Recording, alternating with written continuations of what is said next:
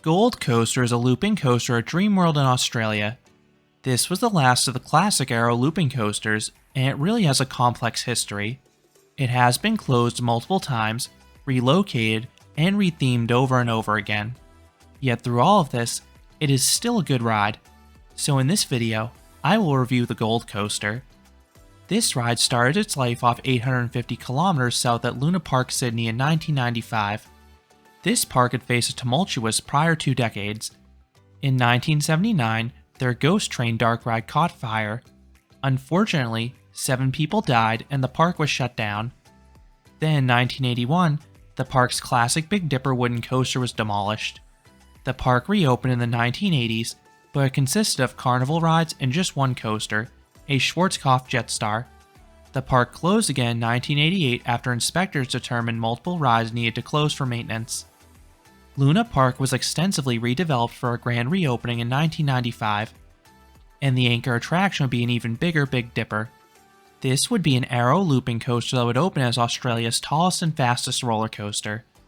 The ride would stand 131 feet or 40 meters tall and reach speeds of 53 miles per hour or 85 kilometers per hour, and it would reuse the ride's old iconic entrance, which looked like a palace. The park believed this was the signature ride they needed to survive, but it was met with opposition from day one. If you're unfamiliar with Luna Park, you should know the park borders multiple apartment buildings, and most residents are not coaster enthusiasts. The EPA approved Big Dipper's construction, but they placed the park under strict noise limits. There were a series of times the coaster could not operate, and locals started legal action against the park. This doomed both the park and the ride. Both the park and Big Dipper would close early in 1996. Both would reopen and operate sporadically around the 2000 Sydney Olympics, but the coaster was operating on borrowed time. It took its last lap at Luna Park in early 2001. Fortunately, there was a buyer, and the ride would stay in the same country. Gold Coast Dreamworld purchased the coaster, relocated it north, and opened it on Boxing Day 2001 as Cyclone. The ride kept the same golden yellow paint scheme as its days in Sydney. The same colors remained when the coaster was rebranded as Hot Wheels Sidewinder for the 2015 season. But from 2021 onwards, the ride has been known as the Gold Coaster. It's a really clever name given where the park is located. Now the coaster sports teal track and a beach vibe to tie in with the Ocean Parade section of the park. The first part of the queue line wraps around a giant lifeguard chair. Then you go through a tunnel with some dance music and giant surfboards. It is a fun atmosphere. On that note, I need to talk about this ride's queue line. When you think of obnoxious queue lines, what comes to mind? In the US, 2 that immediately come to mind are Bat at Kings Island and American Eagle at Six Flags Great America. Then if you broaden it to the whole world, Energylandia's Zadra and Hyperion are 2 others that come to mind. What makes these lines so bad? They are unnecessarily long and have no way to bypass them. Well, I want to throw another contender into the ring with Gold Coaster. Both the entrance and exit ramps are these seemingly never-ending spiral ramps. This was originally done for 2 reasons. First, Big Dipper at Luna Park Sydney had an elevated station, so you needed to climb upwards. Fair enough why that was retained for Dreamworld. Second, the original Cyclone theme had a cool queue line. It was an enclosed building with some storm effects. From what I understand, these effects broke over the years. The line was then transformed into the open-air building we have today for better ventilation. The one saving grace is that there is a way to bypass the wait. First, when you exit the attraction, you can hop right back into the last part of the queue line as long as it's short. Second, there's an emergency staircase off to the side that quickly brings you up and down from the top level. An employee actually encouraged me to use these. Even they know how annoying the standard queue line is. Now, I visited the park during a school vacation week, and the ride was no more than a 5 to 10 minute wait. And that's even with 1 train operations. Unlike a lot of rides on the Gold Coast that have multiple trains and run one for just capacity or maintenance reasons, Gold Coaster only has 1 train. The train is pretty sweet though. The ride originally had streamlined trains from Aerodynamics with traditional over-the-shoulder restraints. I imagine there are points in the ride where smaller guests could hit their head, or larger guests could chop their neck, but as part of the Hot Wheels theme in late 2015, the ride received a new train from Vekoma. This train has 2 major improvements. First, you have vest restraints.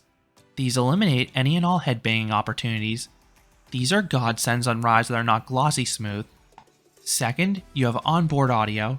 Unfortunately, this was not working during my visit. For anyone who has experienced it, let me know what type of music they use and how it impacts the ride experience.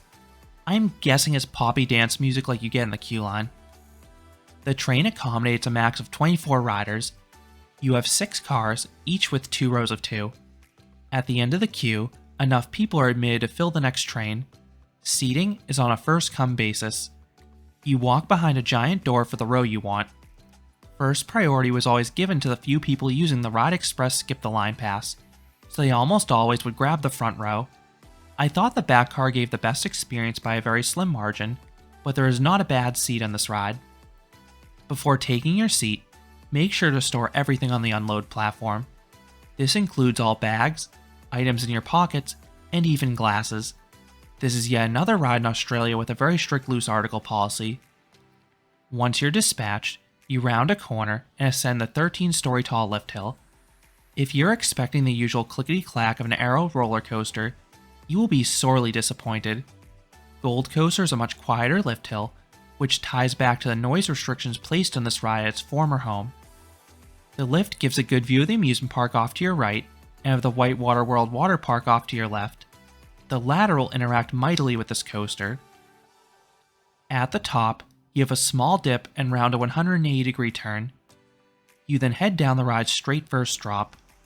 Most aero loopers with drops like this give abrupt pops of ejector airtime, but the drop on Gold Coaster is too shallow, so sadly, you get no airtime. You just build up all the speed you need to complete the layout, and you do not slow down from this point. This is one of the best paced aero loopers easily. There are no trims or brake runs. The ride goes full throttle start to finish. You then head around back-to-back turnarounds. The first has a decent lateral kink with the profiling. The second is fairly jerky though, but it still has 2 benefits. First, you get good Gs on the second half of the element as you're pulled down it. Second, there are a few head choppers. The first is with the lift structure on the turn itself. The second is with the ride's final turn and the pullout. Remember, this ride was crammed in a Luna Park, which explains all the tight clearances. You then have a high-speed S-bend. No force, but the visuals are nice as you narrowly miss multiple supports. You then careen through the far turnaround, which wraps around a big waterslide tower. This low turn continues the speed and delivers great positive Gs. And as with the last few elements, you have some scary head choppers once again with the adjacent slides. Now it's finally time for the inversions. You haul through the Sidewinder and vertical loop back to back. The Sidewinder is decent snap up front as you're quickly twisted sideways. Those in back get much heavier positive Gs as you're pulled down to the ground. The latter is why I like the back seat best in this ride. The exit to this element barely misses some more supports and a catwalk. Without any brake, you zoom through the vertical loop. This is the most intense element on the ride. You get fantastic positive Gs, and the forces try to slam your head forwards, not in an uncomfortable way, rather in a display of power. The subsequent valley is one last head chopper, and then you rise upwards. You carry good speed, but alas, there's no airtime. Now, when this ride operated at Luna Park, there was a brake run here to start slowing the train down. For whatever reason, these were removed at Dreamworld, so you just barrel through that final turn. This turn has barely any banking, so you get some strong and unexpected laterals. I'm pretty sure you're supposed to go through this slower, so it's comical how sharp those laterals are now as you rip through the turn. You then charge in the station building and come to a stop, ending the 2,953-foot or 900-meter long coaster. This was the last of the classic Aero custom loopers. While this was not the last Aero looper, the one that came after it in Tennessee Tornado feels way different. It was designed by Alan Schilke, features much smoother tracking, and no longer is the cookie-cutter elements. Gold Coaster is the look of the company's classic loopers, but it does track a bit more smoothly. The only really jerky element is that second turnaround. The rest of the ride is fairly smooth, which is impressive considering the number of turns, but those vest restraints really do help. Then the overall flow of the ride is refreshing. Most looping coasters are formulaic, front-loading the experience with their inversions. Gold Coaster builds up to them.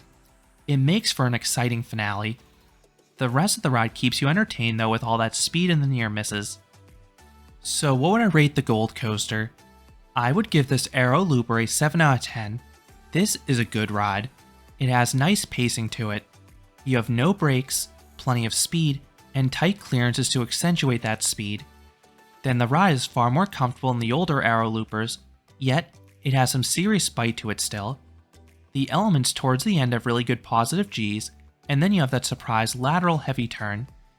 I just wish this coaster had some airtime, particularly on that first drop, and another inversion or two would have been nice, but otherwise a ride that has aged well, and it's still quite fun. I think the ride is better than ever at its new home. You have the fun pre-boarding experience with the latest theme, updated trains, and some additional near misses with the water slides. Again, this ride had a ton of near misses to begin with.